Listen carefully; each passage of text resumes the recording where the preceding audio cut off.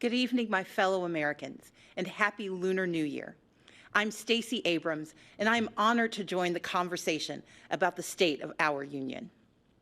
Growing up, my family went back and forth between lower middle class and working class.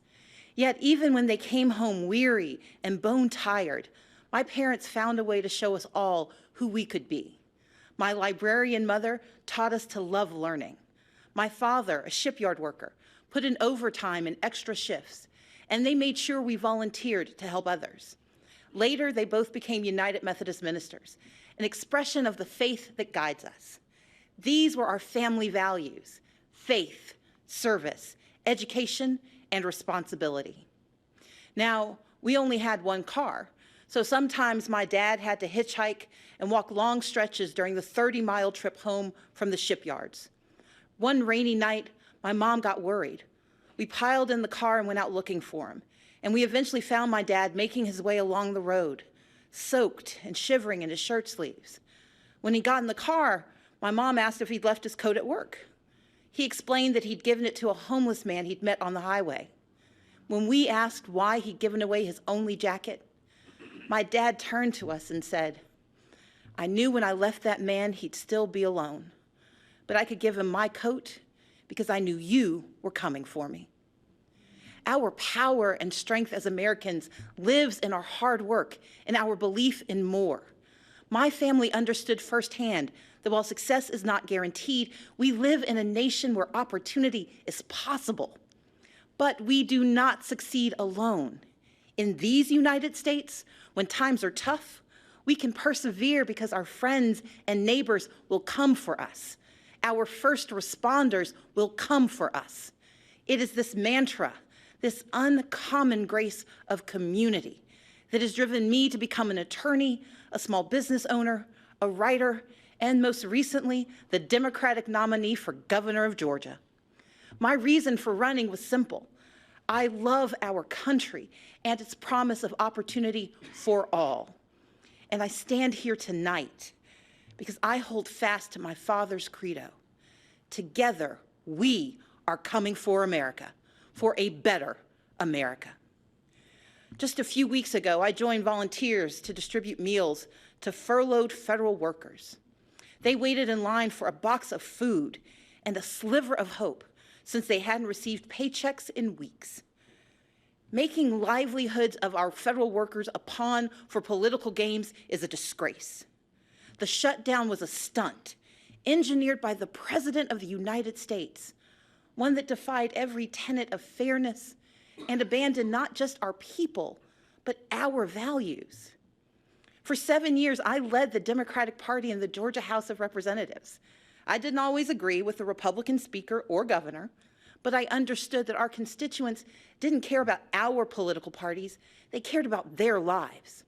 So when we had to negotiate criminal justice reform or transportation or foster care improvements, the leaders of our state didn't shut down. We came together and we kept our word. It should be no different in our nation's capital. We may come from different sides of the political aisle, but our joint commitment to the ideals of this nation cannot be negotiable.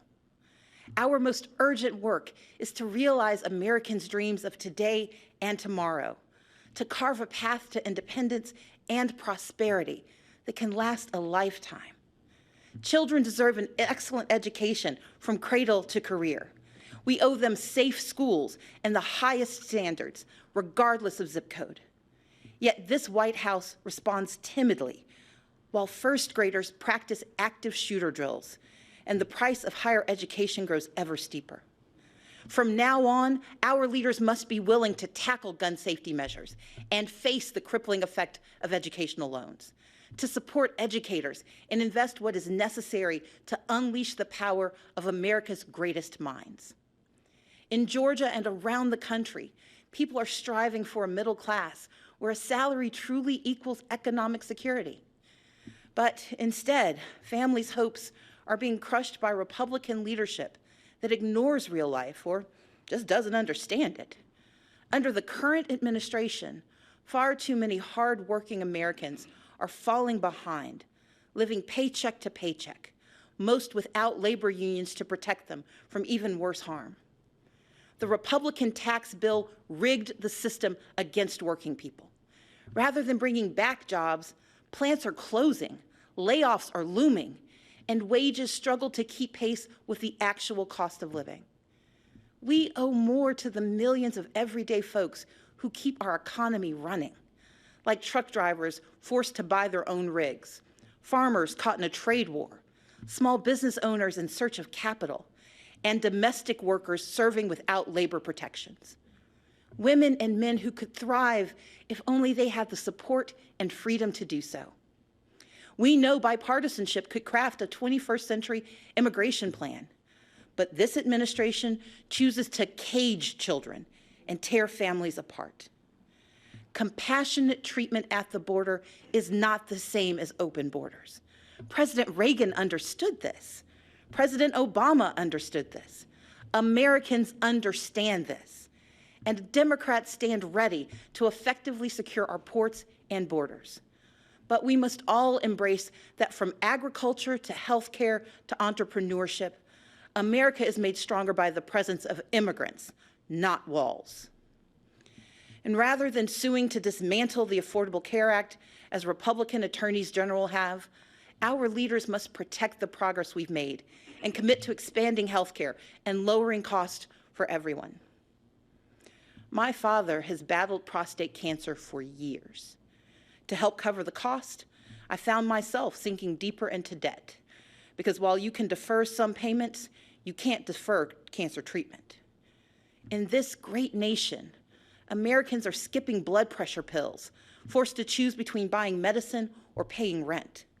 Maternal mortality rates show that mothers, especially Black mothers, risk death to give birth.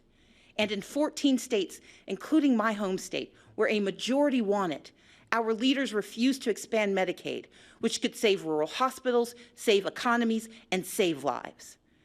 We can do so much more. Take action on climate change. Defend individual liberties with fair-minded judges. But none of these ambitions are possible without the bedrock guarantee of our right to vote. Let's be clear. Voter suppression is real. From making it harder to register and stay on the rolls, to moving and closing polling places, to rejecting lawful ballots, we can no longer ignore these threats to democracy. While I acknowledge the results of the 2018 election here in Georgia, I did not, and we cannot, accept efforts to undermine our right to vote. That's why I started a nonpartisan organization called Fair Fight to advocate for voting rights. This is the next battle for our democracy, one where all eligible citizens can have their say about the vision we want for our country. We must reject the cynicism that says allowing every eligible vote to be cast and counted is a power grab. Americans understand that these are the values our brave men and women in uniform and our veterans risk their lives to defend. The foundation of our moral leadership around the globe is free and fair elections, where voters pick their leaders, not where politicians pick their voters. In this time of division and crisis, we must come together and stand for and with one another. America has stumbled time and again on its quest towards justice and equality. But with each generation, we have revisited our fundamental truths, and where we falter, we make amends. We fought Jim Crow with the Civil Rights Act and the Voting Rights Act. Yet we continue to confront racism from our past and in our present, which is why we must hold everyone from the highest offices to our own families accountable for racist words and deeds, and call racism what it is: wrong. America achieved a measure of reproductive justice in Roe v. Wade, but we must never forget it is immoral to allow politicians to harm women and families to advance a political agenda. We affirmed marriage equality, and yet the LGBTQ community remains under attack. So, even as I am very disappointed by the president's approach to our problems, I still don't want him to fail. But we need him to tell the truth. and to respect his duties and respect the extraordinary diversity that defines America. Our progress has always been found in the refuge, in the basic instinct of the American experiment, to do right by our people. And with a renewed commitment to social and economic justice, we will create a stronger America together.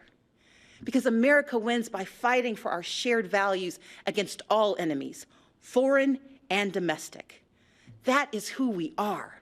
And when we do so, never wavering, the state of our union will always be strong. Thank you, and may God bless the United States of America. Hi, everyone. George Stephanopoulos here. Thanks for checking out the ABC News YouTube channel. If you'd like to get more videos, show highlights, and watch live event coverage, click on the right over here to subscribe to our channel. And don't forget to download the ABC News app for breaking news alerts. Thanks for watching.